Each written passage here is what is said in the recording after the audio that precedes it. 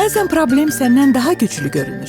Nə qədər çalışsan da, nə qədər bacaracam desən də, alınmır. Pəhriz saxladın, idman elədin, kaloriləri azaltdın, amma çəkilər geri qayıtdı. Sən tək deyilsən. Etibarlı həll artıq sənin həkimində və apteklərdədir. İndi qərar ver. 3w.novokea.az saytına daxil ol. Bədən kütlə indeksini ölç və həkiminlə müalicəyə başla.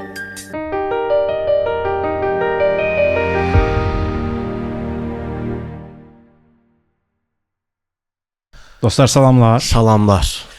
Söhbətgahtasınız və bugün biz sizinlə maraqlı bir mövzuda söhbət edirik və yer gəlmişkən bu buraxılışı Novo Nordisk Azərbaycan təqdim edir.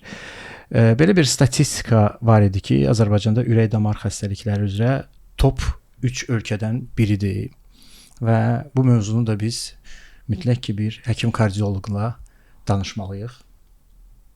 Xoş gəlmisiniz. Xoş gördük. Yasmin xanım Azərbaycan Kardiologiya Cəmiyyətinin sədridir və məncə bu mövzuda danışa biləcəyimiz ən top rateddir. Çox sağ ol. Niyə bizdə ürək-damar xəstəlikləri top 3-də olan xəstəliklərdən biridir və dünyada da biz lider dövlətik bu mövzuda? Biraz düzəliş eləyim. Ümumiyyətlə, ürək-damar xəstəlikləri nəinki Azərbaycanda, bütün dünyada ümumi populyasiyanın xəstəliklər arasında birinci yerdədir. Bu bir. İkincisi, təəssüflər olsun ki, Azərbaycan ürək-damar xəstəliklərlə bağlı, ölümlə bağlı ikinci yerdədir, yəni top 3-dədir. Amma mən düşünürəm ki, bu bir növ statistik səhvlərə bağlı olan bir şeydir. Bizim ölkədə İnsanlar nədən olur olsun həyatını itirmiş olsalar belə və xüsusilə də təcili yardım tərəfindən evlərdə ölüm təsdiq edəndə mütləq ki bunu ürəkdən öldü deyə yazırlar. Ürəkdən ürəkdə və ona görə bu statistik məlumatlar biraz abartılıdır. Bəlkə də ikinci, üçüncü, yəni top 3-lə deyil, biraz daha aşağıdadır. Onunla bağlıdır. Amma yenə də ürək-damar xəstəliklərdə, yəni bütün ölkələrdəki olduğu kimi Azərbaycanda da ilk sıralardadır. Ki normaldır. Bəs insan niyə ürəkdən ölür ki? Əgər deyək ürəkdən öldü. Onun o həqiqətən nədən öldüyünü necə bilmiyorlar? Yəni və ya sual belə verim də, insan ürəkdən niyə ölür? Ürək əsas orqandır, pompalayıcı orqandır və istənilən xəstəliklərdən ölüm baş verirsə, ürəyə gərək ki dayansın ki ölüm baş versin. Ona görə də istənilən xəstəliklərdən də ölüm yazsa, bu ürək ölümü yazsa, bu keçərli kimidir. Məsələn, bir xəstənin tutam ki, böyrək çatışmazlığı vardır, şəkərli diabeti vardır, onun ağırlaşması vardır. Hər növ istəsən də ürək ölümü yazırsansa, bu keçərlidir. Əslində diaqnoz necə qoyulmalıdır? Xəstələr autopsiya olunur, yəni insan ölübsə, o autopsiya olunmalıdır. Ondan sonra o baxılmalıdır. Bunun nəticəsində də diaqnozu qoyulmalıdır. Məsələn, adamın pnevmoniyası var idi. Dolayı yolunun təbii ki, ürəyə dayanacaq. Amma adamın problemi ağciyərində idi və ya beyinlə əlaqədar bir problem var idi. Anevrizmalar, damarlar və s. və ya başqa bir şey var idi. Nəticə etibarilə daha doğru məlumat bu şəkildə olacaqdır. O ki, qaldı sualınıza, insanlar ürək-damar xəstəlikləri niyə bu qədər hər yerdə həddindən artıq çoxdur? Mən düşünürəm ki, həyat tərzi dəyişdirilməsi ilə bağlıdır və istənilən halda mən özümə sual verirəm ki, məsələn, bir 40 il əvvəl, 50 il əvvəl Sovet zamanında bu qədər problemlər var idimi və biz diaqnostikanı artırmaqla həqiqətən və müalicə üsulları artırmaqla həqiqətən insanlara kömək edirik, yoxsa necə idi? Məsələ ondadır ki, o zamanlar tamamilə başqa cür insanların stresi var idi. Kapitalizm hər şeyi dəyişildi. Yəni, ən azından bir Sovet dönümü götürsək, ya post-Sovet ölkələri götürsək, kapitalizm hər şeyi dəyişdi və ona görə düşünürəm ki, insanın boynuna daha çox stres düşür. İkinci pis vərdişlər daha çox yayılıb. Əvvəllər paxlava, şəkərbura, bir növ tortlar bayramdan bayrama pişirilərdirsə, bugün gözəl Bakımızın istənilən küçəsində gözəl bir yer var. Hardasa ki, çox rahatlıqla sadə bir karbohidratları ala bilərsən və il boyu artıq o paxlavanın, şəkərburanın Novruz bayramı ərəfəsində bir ləzzəti də getdi, çünki zaten il boyu vardır. Yəni biz şəkəri ildə bir dəfə qəbul edirdiksə böyük dozada, Kimi? İndi hər gün. İndi hər gün böyük dozada. Və bu bir növ stresə bağlı olan bir şey. Yəni insan stres eləyir, sadə şəkərləri alır, özünü daha çox yaxşı hiss eləyir və s. Siqaret, Siqaret həddindən artıq çoxdur istifadəsi və insanlar bəzən də bunu ciddiyyətə almır. Nə dərəcədə ciddi ona zərər verə bilər ki, siqaretin nəinki ürək-damar xəstəlikləri bütün orqanlara, həmçinin də ağciyərə və sair neqativ təsir göstərir. Üçüncüsü fərqli növ siqaretlər. O siqaret, bu siqaret, nə bilim onun tərkibində tabak, həqiqətən həqiqi tabak varmı? Bəzən insanlar o qədər absurd bir şey gətirirlər ki, Churchill də siqaret çəkirdi, amma 90 il yaşadı. Evdə Allah tiksin. Churchill Böyük Britaniyanın premyer ministri. Yəqin ki, onun çəkdiyi tabak Churchill siqarı var daha. Yəni özəl bir siqarası bu. İçdiyi də yəqin ki, çox başqa istehsal hər halda. Qidalanması da yəqin ki, fərqlidir. Düzdür. Stres tamamilə başqa idi, amma bunun qarşısında o adamın başqa bir şeyləri var idi. Yəni necə siz adi bir insanı Böyük Britaniyanın premyer ministrinə müqayisə edə bilərsiniz? Müqayisə edəcək bir şeylər deyil ki.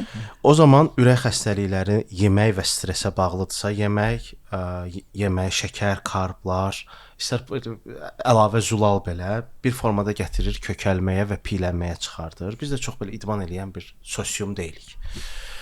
Olmuşuqmu? Baxmayın, biraz meyillik daha artıb. Bəzən mən idman zallarında, xüsusən də saat 6-dan sonra həddən artıq çox adamlar var. Biraz insanlar bunu başa düşməyə başlayıblar. Deyərik çünki yəni kütləvi formada deyil. Piylənmənin birbaşa ürək xəstəliklərinə ya da belə ürək çatışmazlığına, infarkta birbaşa təsiri var piylənmənin. Yəni mənim qarnım belə böyükdürsə, bu o deməkdir ki, mən ürəkdən ölməyə daha yaxınam. Belə deyim sizə, bir düzəliş edim ki, ürək-damar xəstəlikləri tək yeməyə bağlı deyil, bəzən genetik faktorlara da bağlıdır. Yəni insan infarkt keçirdə bilər 40 yaşda. Ona görə deyil ki, o kökdür və ya piylənməsi var. Ona görə ki, onun xolesterinə bağlı mübadiləsi genetik determinasiyalı bir pozuntusu var, hansı ki irsidir və bununla əlaqədar ola bilər. Keçək ikinci məsələyə. Qidalanma, ətraf mühit çox vacibdir. Yəni bu bugünkü gündə ekologiya o qədər vacibdir ki, biz onu həqiqətən də hiss etmirik, amma digər daha təmiz ölkələrdə insanlar məhz buna görə daha uzun yaşayırlar ki, bu təmiz ekologiyada yaşayırlar. Qayıdaq piylənmə söhbətinə və sizin konkret sualınıza, bir mənalı bel çevrəsi çox olan və yəni siz dediyiniz kimi qarnı böyük olan insan bir mənalı bir neçə pillə həm ölümə, həm də ki ürək çatışmazlığına daha yaxındır. Bu bir mənalı belədir. Niyə? Çünki ən yaxşı halda, mən həmişə deyirəm, ən yaxşı halda ürək çatışmazlığı inkişaf edər. Məhz piyləməyə bağlı ürək çatışmazlığı, yəni sırf diaqnoz belə gedir. Artıq bədən çəkisi ilə bağlı olan bir ürək çatışmazlığıdır. Məsəl üçün. Bu nəyə görə deyirəm yaxşıdır? Çünki son dövrdə tibb o qədər gözəl inkişaf edib ki və bizim əlimizdə o qədər yaxşı dərmanlar var ki və biz bununla mübarizə apara bilirik. Ki əvvəllər bunu edə bilmirdik və ya fərqində deyildik ki, bu adamın ürək çatışmazlığı məhz piylənməyə bağlıdır. Bu son zamanlarda bir 5-7 ilin söhbətini məsələ deyirəm ki, yeni faktlar ortalığa çıxıb, hansı ki, məhz ürək çatışmazlığının inkişafı piylənməyə bağlı olduğunu təsdiq ediblər, sübut ediblər. Amma burada bir məsələ də var. Məsələn, BMI ölçüsü kifayət qədər xətalı bir ölçüdür. Çünki adamın yaşını və çəkisini hesablayırlar və deyirlər boy, çəki, məsələn bir formulu var. Amma qarın çevrəsi, boyun çevrəsi. Yox, qarın çevrəsi yoxdur. Qarın çevrəsi ora daxil deyil. Yaşdır, cinsiyyətdir, boydur, çəkidir və bədən kütlə indeksi hesablanır. Elə hesablanır, amma həmin çəkidə tutaq ki, adam 90 kiloqramdırsa, BMI deyə bilər ki, sən obezsən, amma əslində həmin adam 90 kiloqram əzələdən ibarət olan adam ola bilər. Yəni idmançı da ola bilər. Daha sonra dedilər ki, bel çevrəsinin ölçüsü daha doğrudur. Bu bizə daha yaxşı bir indeks verir. Əgər bel çevrəsi kişidə 94-dən aşağıdırsa, o fit hesab edilir. Bu rəqəmlər hardan götürülüb və nə qədər realdır? Çox haqlı bir sualdır. Həqiqətən də bir bədən kütlə indeksi yüksək olan bir adamın həqiqətən idmançı ola bilər. Bir çox nadir hallarda rast gəlinir. Biz gündəlik həyatımızda nə qədər idmançı görürük və ya ümumi bir ölkənin populyasiyasında neçə nəfər idmançıdır?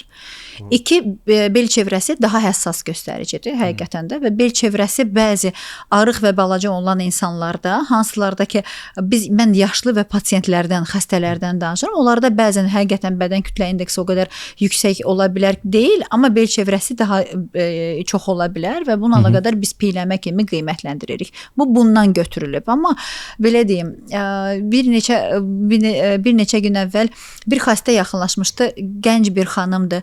40 yaşı var. Həqiqətən daha çox yaşlı görsənirdi ki, artıq bədən çəkisi vardı məhz bununla əlaqədar və mən ona təklif eləyəndə ki, müalicə falan, doktor, bəs mənim əzələ kütləmdən gedəcək. Və mən bir növ şok oldum ki, insan nə dərəcədə belə özgüvənliyi yüksək formada olmalıdır ki, adam 120 kilodur və görünən bir piyələnməsi var. Yəni idmançı deyil. Aydın məsələdir ki, bunun çəkisi çoxsu məhz piy toxumasına görə. Səndə nə qədər əzələ kütləsi var ki, sən də onun itirməyini qorxursan. Əzələ kütləsi yoxdur ki.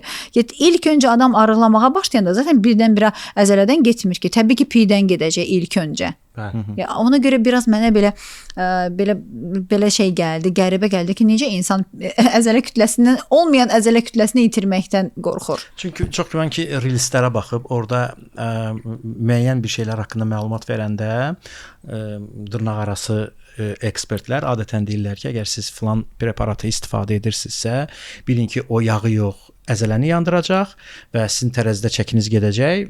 Amma əzələnizi itirmiş olacaqsınız. Təbii ki, onu bağlayır ki, gərək gedin güc məşqləri eləyin və s. və sonda da deyir ki, mənim kursumu alın. Amma bu axırda bir satışa bağlanmalıdır ya, yox.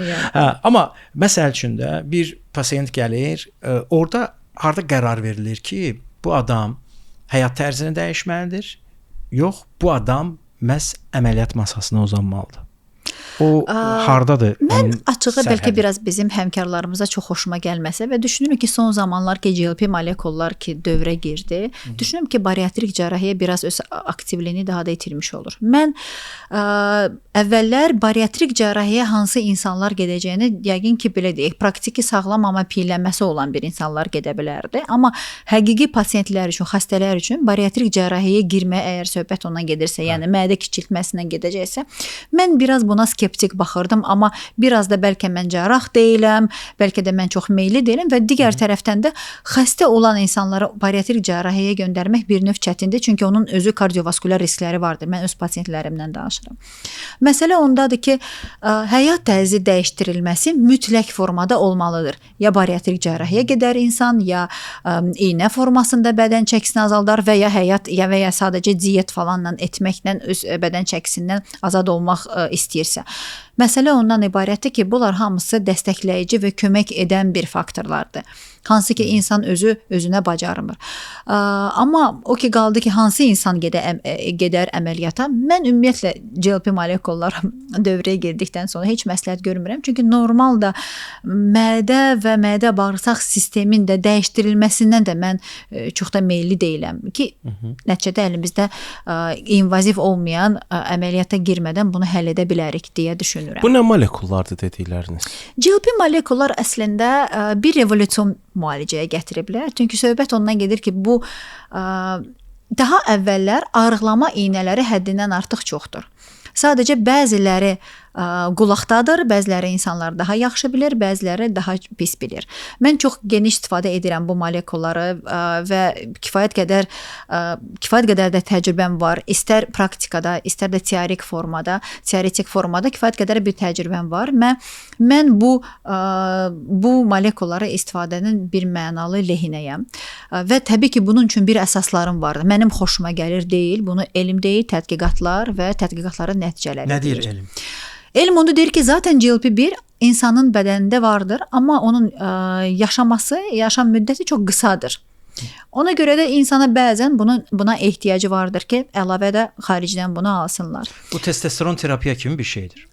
Testosteron terapiya kimi deyil. Çünki testosteron biraz başqa qarmondur. Bu maddələr biraz başqa peptidlərdir. Yəni o şey kimi. Bəli, ona kimi bir şey, o kimi bir şeydir. Orada belədir də, adam gedir, endokrinoloq yazır ki, get özünə testosteron bir kurs alacaqsan, əlavə bir şey boost. Bəli, elə bir şeydir. Bəli, elə ona oxşar bir şeydir, amma biraz nəyə görə deyirəm deyil? Çünki bunun mexanizm Bəli. təsiri, bunun effektləri, bunun müalicəvi alan effektləri tamamilə fərqlidir. Ona görə deyirəm tam da belə deyil. İkincisi, əvvəllər digər molekullar istifadə edilirdi və onlar da çox eyni qrupdan, amma digər molekullar. Yəni GLP qrupda, amma molekullar fərqlidir və onlar kifayət qədər uğursuz olublar. Çox saylı yanaşı effektləri var idi.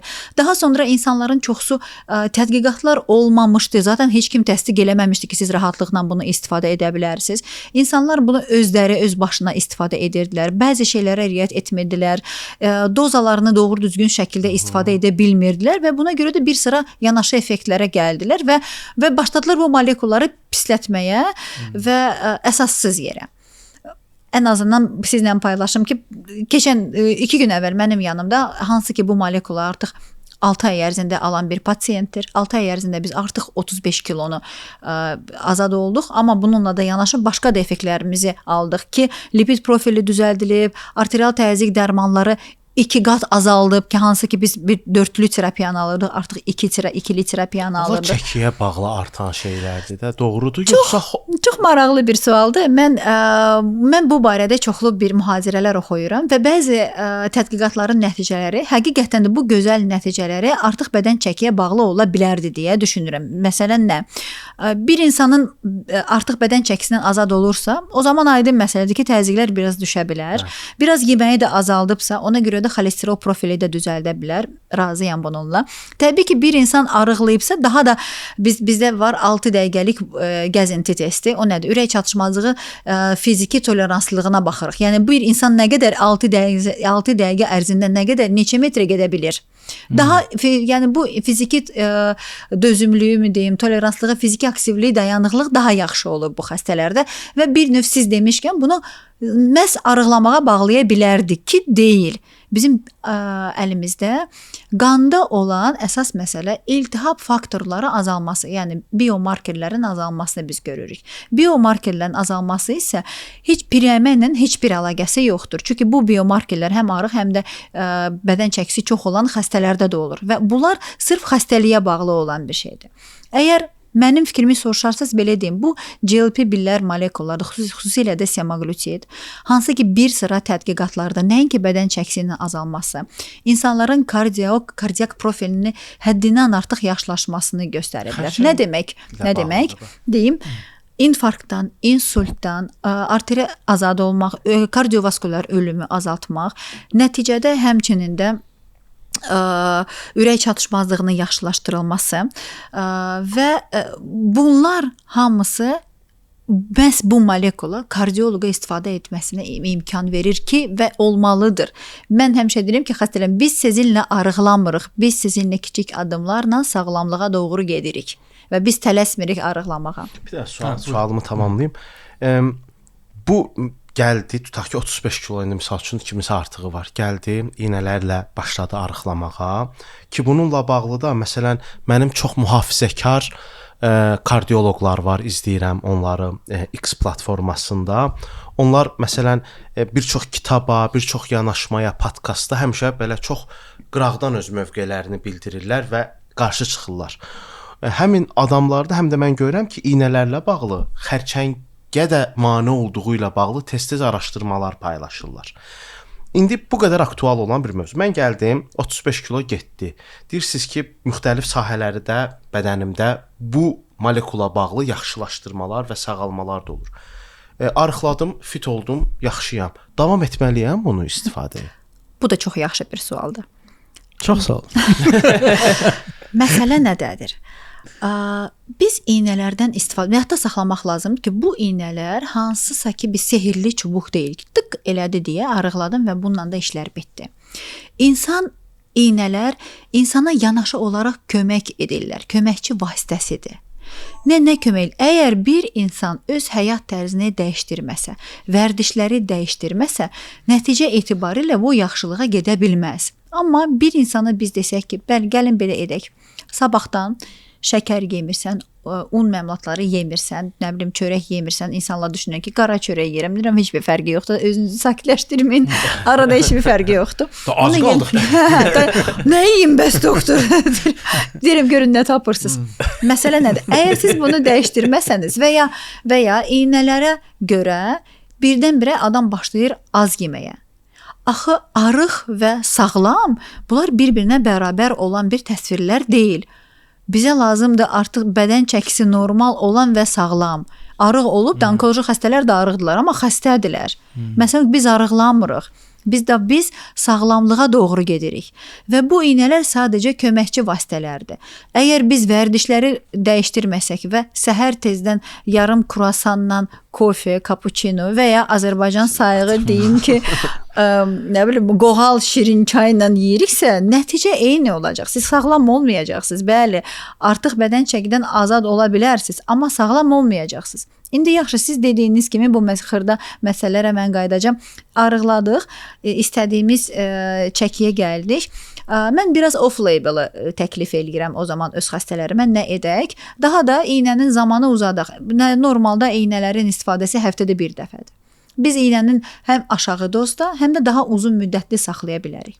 Məsələ ondadır ki, mənim bəxtim gətirib semaglutid tədqiqatını özü aparan John Delfin professor var. Təsadüfdən ki, düşünürəm ki, həyatda təsadüf olmur. Biz onlarla Rumuniyada olanda bir yerdə idik və çox gözəl semaglutid haqqında öz fikirlərini paylaşdı. Məsələ ondadır ki, bu semaglutidin mexanizm təsiri tək arıqlamaq deyil. Orqanizmdə baş verən yaşla da əlaqədar olan xroniki iltihab prosesi dayandırılması və yavaşlanmasına gətirib çıxarır. Məsələ onda. Biohackerin Bəli. O zamanda nə deyir? O zamanda təbii ki, əgər insana arıqlamaq lazım deyilsə, olmasın. O zaman həmin preparatın minimal dozadan istifadə edə bilər və həftədə bir dəfə heç ehtiyacı yoxdur. Ayda bir dəfə məsəl üçün vura bilər və nəticə etibarilə həm biraz daha az yer, amma onun təsiri, məsələn, az yeməkdə təsiri, bədən çəkisi itirməkcə təsiri məhz həftədə bir dəfə uzun müddətli istifadəsində təsdiqləyib. Təbii ki, bu hamısı tədqiqatlardadır hələ o biohackerlərik, amma bütün elmdə və xəstələr üzrə aparılan tədqiqatlar bir mənalı GLP-1 molekulların xroniki iltihab prosesinin dayandırılmasını və ya yavaşlanmasını göstərir. Tendensiya ona doğru gedir. Olacaqmı? Ola bilər. Bir 5 ildən sonra, 10 ildən sonra tədqiqatlarımız göstərəcək ki, ayda bir dəfə minimal dozda alan adam daha uzun yaşayır, daha az nə bilim xəstəliyə məruz qalır və ya başqa bir şey. Doktor, onda bir dənə sual çıxır. Deməli var badlar, qida əlavələri, hansı ki onların içərisində belə ümumiləşdirilmiş ad kimi götürək, fat burn badlar var, hansı ki yağ yandırma bir şeylər deyil. Məsələn. Məsələn nə? Məsələn, adı fat burn-dür. Açırsan belə deyir və sənə deyir ki, sənə yağı yandıracaq. Tərkibində nədirsə bilmirsiniz. Tərkibində yazır da, tərkib məsələn yazır ki, orada mənim kalsium var, vitamin D var, nə bilim arginin var, nə bilim belə bir şeylər var. Bir informasiya kirliliyi nəticəsində belə marketinq olaraq satışa çıxaran özü yaxşı bir qablaşdırmada olur. Elə badlar ki, sən bunu içsən, sən mütləq qaydada tərləyəcəksən, çünki bəzən idmana getdiyin zaman tərləməklə arıqlı yağ yandırmağı bərabər tuturlar ki, tərləmişəmsə deməli yağ yandırıram. Mən istəyərdim ki, siz bizə, indi biz deyirik, bunu vurdum həftədə bir dəfə. Bir, bunun dozası necə seçilir? Hansı, kimdə necə seçilir? İki, bu orada neyinir ki? İnsan başlayır arıqlamağa. Gəlin belə deyimsə, birincisi qida əlavələri, hansı ki sırf marketinqi və üzərində yazılan fat burn eləmir. Yağı yandırmaq tək bir yolu var. Kalorisi daha az və daha az qəbul etməyi və daha çox yaratmaq. Bir mənalı belədir. Bunun başqa yolu yoxdur. Yəni ən azından hələ ki heç kim kəşf eləməyib.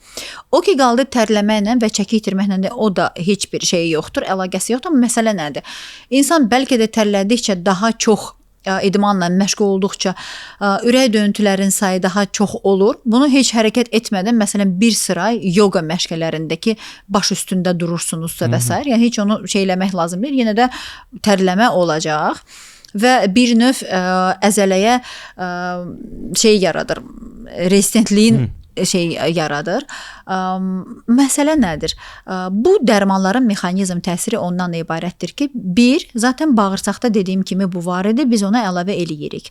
Bizdəki olan, bədəndəki olan GLP peptid, onun ömrü qısadır. Biz vurduğumuz isə iynənin ömrü uzundur, 1 həftəyə qədər çəkir. Bir, mədədən yeməyini boşalmağına ləngiyir. Ləngidikcə də adam daha uzun müddətli özünü tox hiss eləyir. Bu bir, daha yemək istəmir, çünki toxdur. Bu bir. İkincisi, beyinə elə gözəl təsir edir ki, məsələ ondadır ki, hətta deyirlər ki, alkoqol şeyini də azaldır. Alkoqol nəzəvisimiz. Alkoqol Alkaşlığı. Alkoqol asıllığı. Alkoqol asıllığını da azaldır. Məsələ ondadır ki, mən bir sırada insanları və pasiyentlərimin üzərində bunu görmüşəm. Hansı ki, yəni insanlar siz deyilmiş ki, ondan deyirlər. Amma məsələn, alkoqol qəbul edirlər. Yeyib içməkdə alkoqol qəbul edirlər və iynəni alırlar həftədə bir dəfə. Sabahsı gün adam özünü pis eləyir və deyir ki, mən daha içmək istəmirəm. Çünki nəticə etibarilə insan onun özünü yaxşı hiss eləmir sabahsı günü. Ona görə də bunu daha içmək istəmir. Və bir sıra digər mexanizm təsirləri var ki, bu sırf mədədən yemək ləngidir deyə deyil və ya beynə necəsə təsir edir ondan deyil. Həmin o xroniki iltihab prosesini azaldır. İnsan bədənində bir sıra iltihab prosesləri vardır və bir xəstənin hansısa mövcud bir xəstəliyi vardır. Bu iltihab artıq xronikləşir. Xronikləşirsə bir sıra biomarkerlər biz qanda görürük. Ürək çalışmazlığı ən sıx-sıx məsəl üçün baxılan biomarker NT-proBNP-dir. Bununla yanaşı interleykinlər var, interleykin alfa var, faktor nekroz opuxoli var, ondan sonra ST2 var, galektin var. Yəni bir sıra xroniki iltihabın biomarkerləri vardır qanda və məsələ də ondadır ki, bu GLP-1 molekulların və semaglutidin xüsusilə bir sıra tədqiqatlara özünü təsdiqləməyi məhz xroniki iltihabın aradan götürülməsi ilə əlaqədardır. Bu həm ginekologiyada, həm endokrinologiyada, həm digər də sahələrdə də özünü müsbət göstərir. Ona görə də burada hansısa bir yan təsir, əgər sizin dozaların söhbətinə qayıdıram, əgər dozası və uyğun xəstəyə yazılıbsa, yan təsirlər dozaya bağlı olaraq olmamalıdır. Nə vaxt yan təsirlər olur? Bir gənc qız, bədən çəkisi çox olmayan, birdən-bir, mən minimal dozanı başlayıram, biraz 2-3 kilo atmaq istəyir, minimal doza ilə başlayır, amma minimal dozada buna çoxdur. Çünki aparılan tədqiqatlar bu minimal doza bəlli bir xəstələrin üzərində aparılmışdı və o xəstələrin üzərində yan təsirləri olmamışdı. Yəni bu sənin üçün deyil. O zaman alternativ olaraq nə ola bilər? Daha aşağı dozla vermək olarmı? Teoretik olaraq olar. Amma məsələ nədir? Azərbaycanda hələ də o çox dəbdə deyil, amma inanırım ki, biz 5-10 ildən sonra olacaqdır. Bir xəstəyə bir müalicə, bir resept yazırıqsa, biz buna görə cavabdeyik. Altında qolumuz və möhürümüz vardır. Və istənilən xəstə sabah mənim yan təsirlərim vardır deyə məhkəməyə verə bilər həkimi ki, həkim mənim müalicəmi düzgün eləməyib. İndiki kimi Instagramda, hansısa saytlar üzərində qışqır-bağır salmaqla deyil. Gedirsən məhkəməyə verirsən ki, doktor mənim müalicəmi yaxşı yazmıb, özümü pis eləyirəm. Araşdırma aparılır, ən azından bir doktordan soruşulur. Doktor, siz bu dərmanı niyə yazırsınız deyə. Hər bir həkimin hər bir dərmanı yazanda bir əsası olmalıdır. Yəni mən heç vaxt aşağı dozda, məsəl üçün yazdığımı heç vaxt onu sübut edə bilmərəm ki, mən düz eləmişəm. Niyə? Çünki protokol belə deymir. Varmı belə bir protokol? Nə demək protokol? Bir neçə xəstələr üzərində, bir neçə minlərlə xəstələr üzərində aparılan tədqiqat bu göstərməlidir ki, bu xəstə üçün təhlükəsizdir və effektivdir.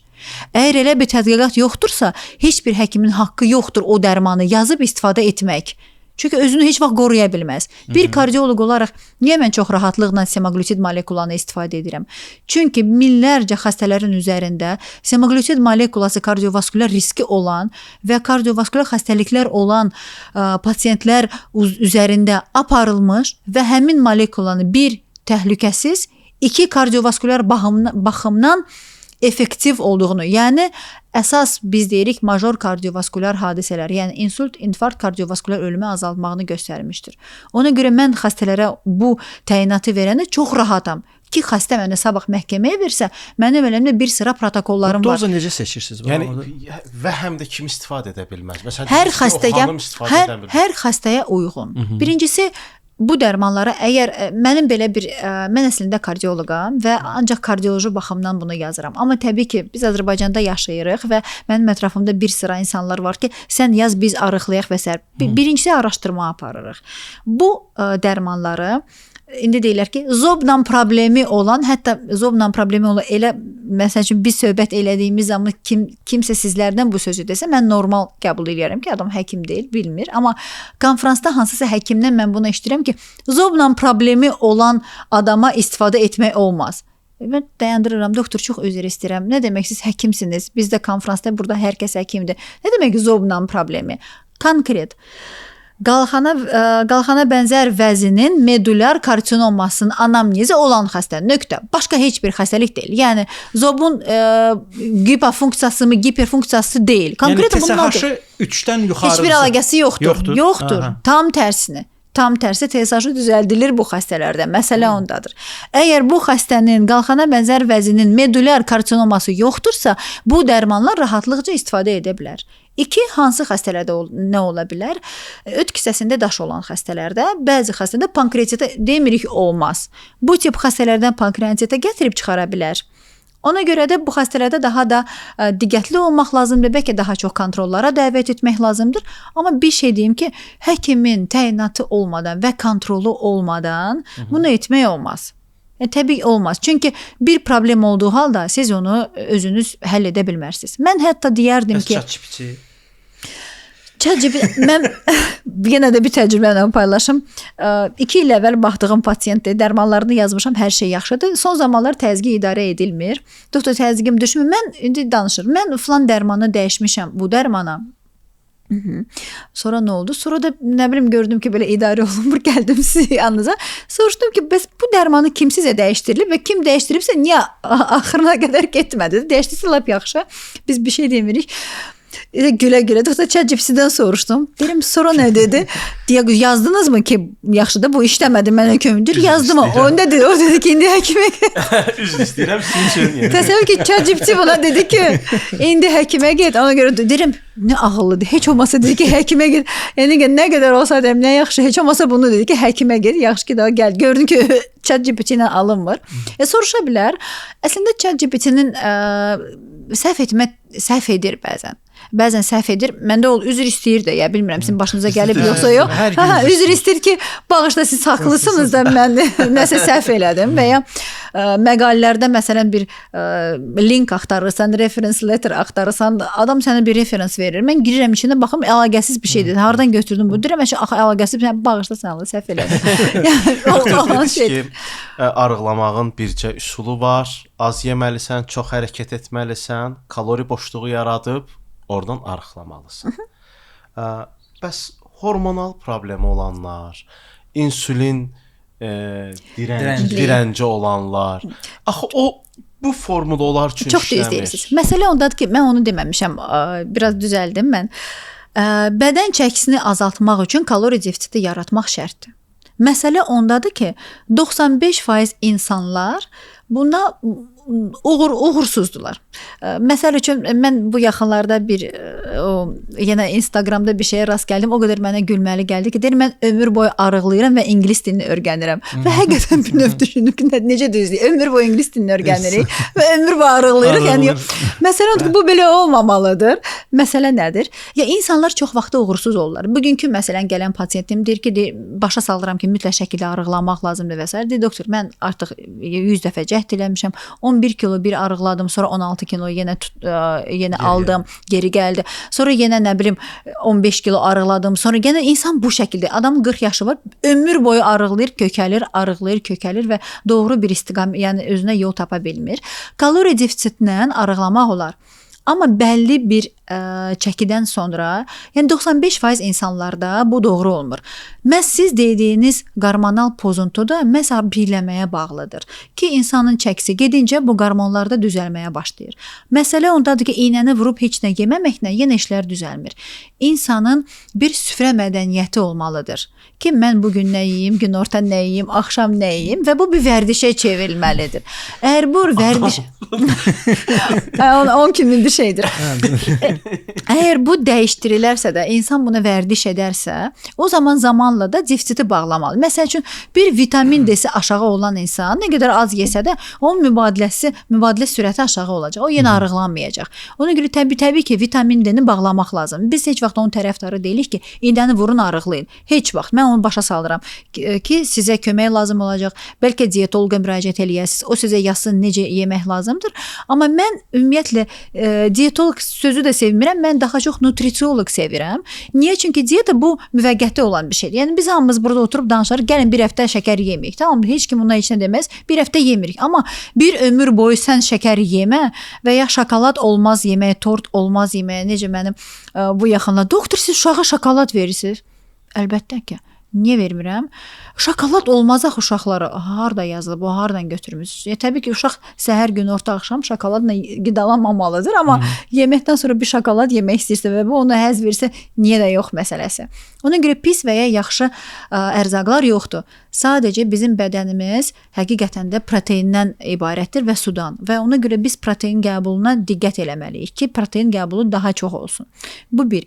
İkincisi, o da bir növ mən dediyim kimi süfrə mədəniyyətinə bağlı olan bir şeydir. İkincisi, yaşad olduqca mübadilə dəyişilir və siz 20 il əvvəl 2 dənə dönər yediyinizi, havaya getdiyinizi görürdünüzsə, artıq 40 yaşa, artıq siz yarım dönər yedi, bir həftə sonra görürsünüz ki, bu bel ətrafına qəşəng bir dənə piyə çevrilib və bir növ narahat hisseli sözünüzü. Bu da çox rahatlıqla izah edilə bilər. Bir həftə idman eləyirəm, 200 qram arıqlayıram, bir də ad gününə çağırırlar, bir də normal. Bu 200 qram arıqlamanız da idmanla əlaqədar deyil. O, nə bilim, tualetə getməklə, nə bilim, nəsə əlaqədardır. Bir mənalı, yəni, heç su da deyil. Kim istifadə edə bilməz bu iynəni? Mən belə deyirəm. Öz başına, mən ümumiyyətlə deyirəm ki, bu dərman aptekdə həkimin bir resepti olmadan satılması niyə? Kimsə cavabdeh olmalıdır. Yəni, bir insanın həyatına görə, sağlamlığına görə kimsə cavabdeh olmalıdır. Bir insan tibbi təhsili olmamış ona cavabdeh ola bilməz, çünki məlumatı yoxdur və ona görə cavabdeh ola bilməz. Ona görə öz başına mən ümumiyyətlə heç tövsiyə etməzdim onu istifadə etməyə. Kim həkimə müraciət etsin? Tutaq ki, birincisi bizə baxın, belə deyim, biz üçün baxmaq lazımdır. Siz əzələ kütləsi çox olanlara oxşayırsınız, amma gözə yarı deyirəm də bunu bilmirəm. 75%-dir, bel çevirəm 95-dir. Amma 107-dən düşmüşəm 95-ə. In-body testləri vardır. Hansı ki, bəli, o çox vacibdir. Çünki bədən tərkibi, yəni body kompozisiyası tərkibi daha vacibdir. Nəinki dediyim kimi, onkoloji xəstə, kahektik xəstə, hansı ki, onun heç əzələsiz falanı olmur. O da arıqdır, amma o demək deyil ki, o sağlamdır. Ona görə yaşad olduqca əzələ kütləsi azaldığına görə, ona görə də istər-istəməz dərimiz də düşür və bizim dərimiz də bağlıdır əzələyə. Əzələ olmadıqca və pi azaldıqca üzdə və üz düşmə olur və ona görə də insan qocalır. Əslində buna bağlıdır. Ona görə bir 30 yaşdan, mən ümumiyyətlə idman ilk şeyə qoyuram və uşaqlarınız da məktəbə gedərkən də o bəlkə də riyaziyyatı bilməyə bilər, biri nə bilim tarixi bilməyə bilər, bilməsin. Etmək vacib olan nədir? Ki, xoşbəxt olsun, ona görə ondan xoşbəxt edən bir şeylə məşğul olmadı və idman eləsin. Çünki idman və hərəkət insanın sağlamlığı və uzun ömürlüyü deməkdir. Və yaşad olduqca belim ağrıyır, oram ağrıyır, buram ağrıyır, məhz buna bağlıdır ki, əzələ kütləsi azdır, olan əzəllər çox zəifdir və doğru düzgün şəkildə istifadə edilə bilmirlər ona görə. Biz onda doktor sözünüzü bölürəm, amma elə idman dediniz, sual burada yaranır da. Deməli preparat, idman və qida üçbucağı var. Bir mənalı. Bunu pasiyentə necə qurursunuz? Yəni hansı idmanı eləməlidir? Tutaq ki, misalı özümdən verirəm də. Bel çevirəm 95-də, hədəfim 90-a düşməkdir. 107-dən mən ora düşmüşəm. Hər gün məşqim var. Yəni əzələ həftədə 3 dəfə əzələdə, 3 dəfə kardio məşqlərim var. 3 aydan bir şey verirəm, analiz verirəm və analizlərimin nəticələrini izləyirəm və s. Bax burada bu preparatla qida və idman necə bir üçbucaq qura bilirlər? Çünki bütün o nutrisioloq və ya qida mütəxəssisləri dediyimiz şəxslər deyirlər ki, bu qədər kalorini qəbul etməlisən. Çünki sən əzələ məşq edirsənsə, sən qəbul etməlisən. Amma mən bu dərmanı qəbul edəndə, preparatı qəbul edəndə, mənim belə də mədə yolum belə kiçilirsə və mən daha az qəbul edirəmsə, bu mənim idman nəticələrimə pis təsir edə bilərmi? Ona görə bu ideal üçbucaq necə eləyirsiniz? Baxın, birincisi belə deyim, mən bununla məşğul olmuram, sırf arıqlamaqla. Mən bu mütəxəssis deyiləm. Mən kardioloq olaraq mənim yanıma gələn artıq xəstədirlər, artıq bir xəstəlikləri vardır. Ona görə mən ona get güc idmanı elə deyə bilmərəm, çünki artıq gecdir. Adətən əgər gənc xəstə gəlirsə, o başqa məsələ, onu tövsiyə edə bilərəm. Birincisi, belə deyim, xəstələrdən başlayım. Mən xəstələrə adətən bu bandlar var, hansı ki resistant band deyilir. Mən band üzərində xəstələrə məşqləri təklif edirəm. Yüngül qol və yüngül əzələ ki, nə edə bilərlər? Zaten edə biləcəkləri budur. Zaten mənim yanıma gələn xəstələr, nə bilim, ürək çatışmazlığı ilə və pilləməsi olan, adətən qadınlar, bədən çəkisi çox olan, yenə də yerindən mən adi suallar verirəm. Kimlə yaşayırsınız? Neçənci mərtəbədə yaşayırsınız? Mağazinə kim gedir? Lift işləyir. Mağazinə kim gedir? Pasteli yığa bilirsinizmi? Özünüz nə bilim kimə bilir? Belə sadə şeyləri hansı ki bizə çox rahat gəlir. Amma yaşa dolduqca insanlar arzulayırlar heç olmasa bunu eləməyi. Ona görə mən belə çox belə xırda sualları belə verirəm ki, yəni özləri özlərinə qulluq edə bilirlərmi? Yox, əgər pasiyent kifayət qədər gəncdirsə, məncə siz düzgün edirsiniz. Mən güc məşqləri çox üstün tuturam. Amma mən güc məşqlərində qadınlar fərqli, kişilər fərqli. Bir mənalı fərqli. Və amma tədqiqatlar hamısı kişilərin üzərində olub. O güc məşqlərlə bağlı. Bəli, kişilər, amma qadınların üzərində də var. Onlar azdır və aparılan tədqiqatlar, zaten idman sektorunda olan tədqiqatlar, mən bundan çox maraqlanmışam. Oxumuşam hansı protein daha yaxşı mənimsələnir və s. Aparılan tədqiqatlar zaten 40 50, 60 çox qısa bir insanların üzərində aparılan bir tədqiqatlardır və mən düşünürəm ki, qadınlar ayrı, kişilər ayrı. Məsələn, bizim kişi trenerlərimiz mütləq israr edirlər ki, siz qaldırın, nə bilim 100 kilo qaldırın, onu onunla eləyin. Düzgün deyil. Bir qadın 120 kilo qaldırarmı? Demək ki, o zaman kişidən heç bir fərqi olmaz ki onun. O fərqli bir şeydir. Mən düşünürəm ki, qadın öz çəkisindən artıq heç bir şey qaldırmamalıdır. Qutardı, getdi. Budur məsələ. Öz çəkisi var. Yəni deadlift, nə bilim istənilən şey öz çəkisindən necə gəlir 120 kilo qaldırırsa, o zaman ona vəbşi dünyada heç kim və heç nə lazım deyil. Mən elə düşünürəm. Ona görə kifayətdir ki, öz çəkisini qaldırsın və əgər əzələ kütləsini artırmaq istəyirsə və nə qədər istəyirsiniz məşq eləyin, siz qidalanmanız, əgər siz gözəl bədən quruluşu əldə etmək istəyirsiniz, qidalanma düzgün olmayınca istəyirsiniz həftədə nə bilim 88 dəfə məşq eləyin, sizdə kifayət qədər protein, yəni sizin yeməyinizdə əksər protein və sadə karbohidratlar olmayınca, daha doğrusu mürəkkəb karbohidratlar amma az miqdarda olmayınca o düzələn deyil. Tam keto ilə də ala bilməzsiniz. Bu özünüz bir həftədə nə yeyirsiniz? Uşaq nə yeyir? Mən idmanı haçan eləyirsiniz? Neçə doyarsınız? Səhər yeməyi yeyirsinizmi? Mütləq şəkildə mən sağlamlığa və bir növ biohackerlərə belə biohackingə çox diqqət edən bir adamam.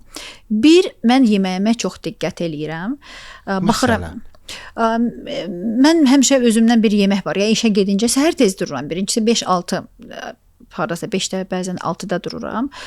Hamı soruşur ki, hazırlanıram, idmanımı eləyirəm, zavtrıq eləyirəm, uşaq üçün zavtrıq eləyirəm. O vaxta qədər artıq saat 8 olur ki, vaxtında evdən çıxa bilək. Uşağın kaşasını bişirəndə belə, əgər o yulaf sıyığıdırsa, o yulaf sıyığının içərisində mən mütləq yumurtanın ağını qatıram. Zaten bu hiss olunmur. Uşaq biraz ağzında da hiss eləyir. Soruşur ki, nədir o? Dedim, bu çox sağlıqlı bir şeydir. Niyə? Çünki səhər tezdən həm karbohidrat, həm yağ, həm də protein almalıdır. Sadə bir kaşa olarsa o sağlıqlı bir şey deyil. Əgər adi bir kaşa yemək istəyirsə, manna kaşa yeyirsə, yanında mütləq bir yumurtanın qaynadılmış yumurta veririk ki, bu heç olmasa az da olsa protein alsın. Amma mən heç vaxt uşağa demirəm, kalbasa yemə, sasiska yemə, bunu yemə. Nə istəyirsə yeyə bilər. Çünki o başa düşməlidir ki, o hər şey yeyə bilər, amma qədərində. Bir şokolad yemək istəyirsə, biz deyirik ki, bizim abed vaxtımızdır, biz yeməyimizi yeyək, ondan sonra şokoladı yeyə bilərsə. Zaten doyduqdan sonra o 1 ton şokolad yeyə də bilmir. Adi makaron mən çalışıram ki, mürəkkəb şeydən olsun, undan olsun və buğda, tam buğda olsun. Və çalışıram ki, əgər o hər hansı bir səbəbdən makaron, düyü falan yemək istəmirsə, deyirəm, onu yemirsən, amma kotletdir, ətdir, toyuqdur, bunu yeməlisən. Yəni makaron yeməyə bilər, amma toyuq, ət falan mütləq ki, yeməlidir. Yəni əksərli daha çox protein üzərində. Mütləq şəkildə uşaq idmanına gedir. Özüm də Mən məsəl üçün ya omlet özümə hazırlayıram, omletə xüsusi bir süd tapmışam, laktozsuzdur, içində də proteindir, o da süd proteinidir. Onu ya bir sarı qoyuram, o da kaloriyadan asılıdır. Əslində hesablayırsınız kaloriləri. mən təxmini artıq əvvəl hesablayırdım, amma indi gözə yarı bilirəm. 2 dənə amma 2 dənə O bizik. O bizik belə baxırıq deyirik ki, burada nə qədər kalori var görəsən. evet, təxmini bilirsə də gözə yarı. Və 2 yumurtanın məsələn ya da heç bir şey olmasa vaxtım heç yoxdur nəsə eləməyə. 2 yumurtanın ağı eləyirəm ki, zaten sarı kaloriyaya görə eləyirəm. Sarısını qoymasını da qoymaq olar, amma mən yağ əlavə elədiyimə görə deyirəm qoy yağ olsun, o sarısını qoymuram ki, yağa görə. Günorta nə yeyirsiniz?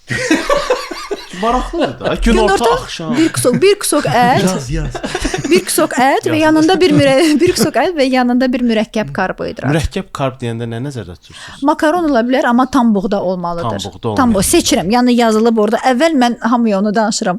O evdə tək kinosu var idi. Mən də uşaq idim o vaxtda o kinoya baxanda.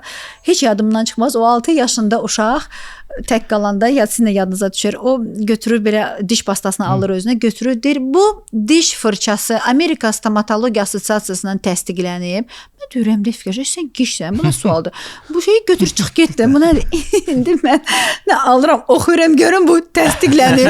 Görüm burada yazılı, səndə mi zaman lazım imiş ki, bunu başa düşməyə görəsə bu təsdiqlənib. Oxuyuram ki, tam buğdadırsa, onu inanıram ki, tam buğda yazılıbsa, yəqin ki, tam buğdadır.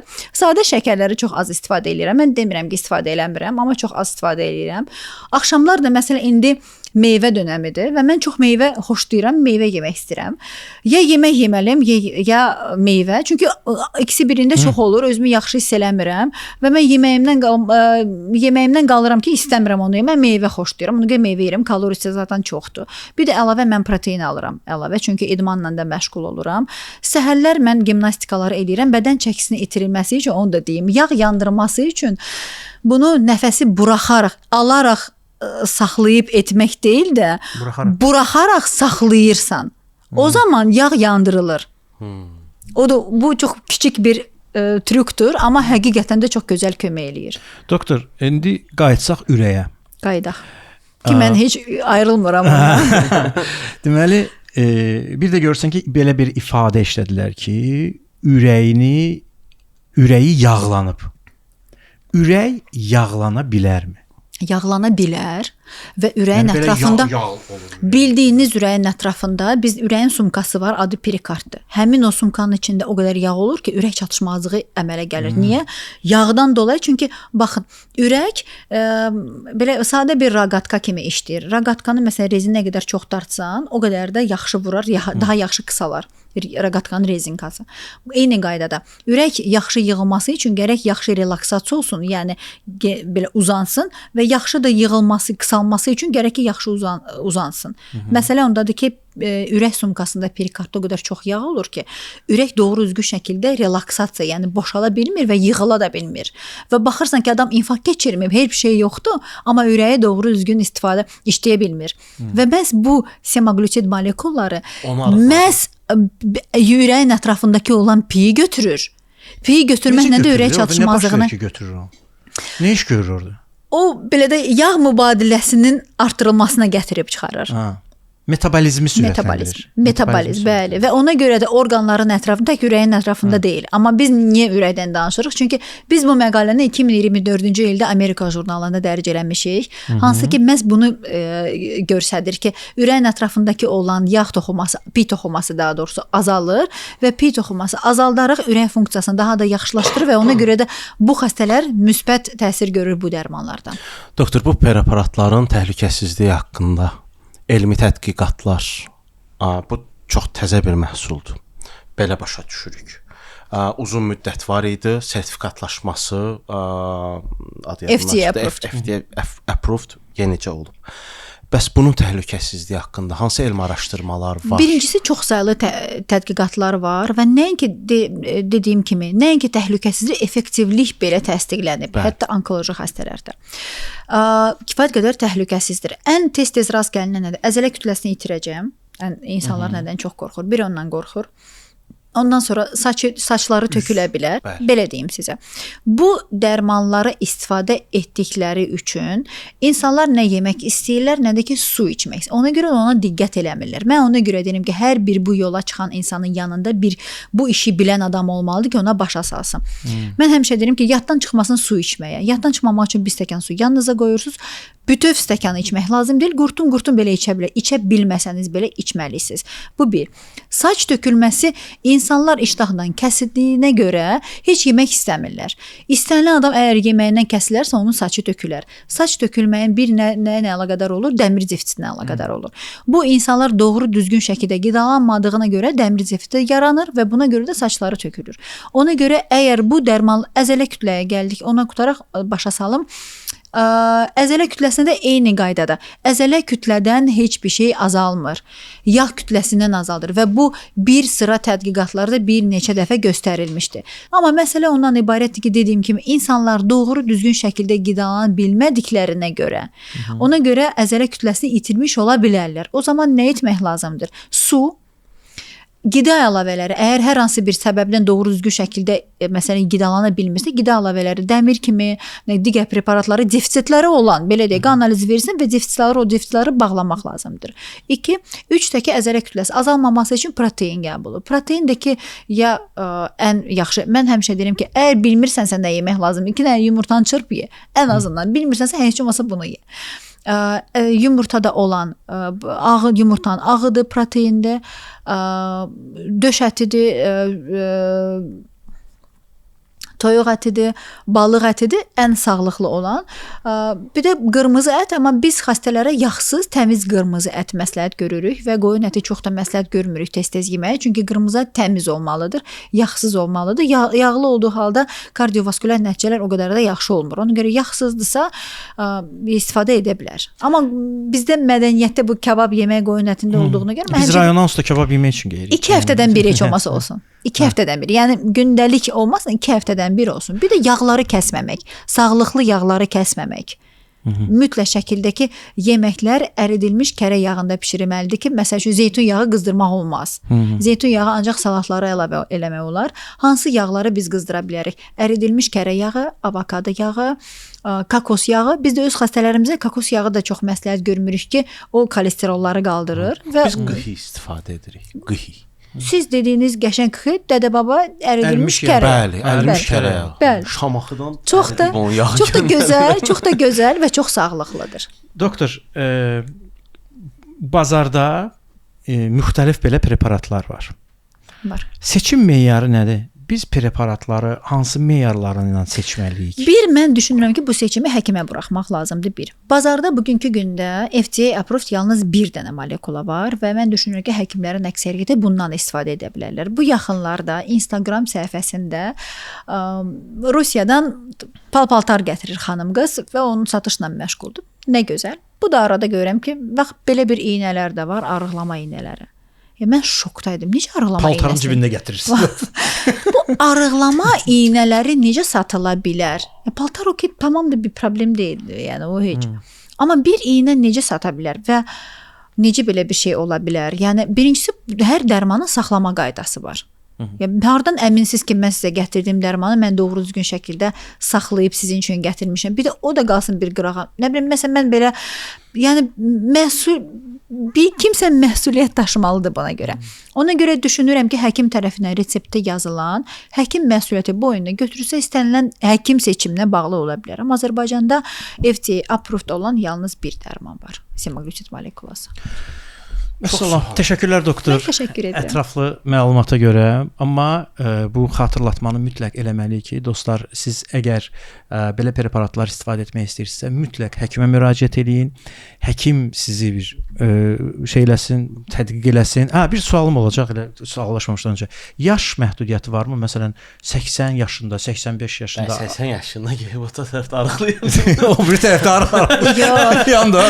Mən bu siz təsəvvür edin ki, mən bu mövzuda çox həssasam. Nə mənada?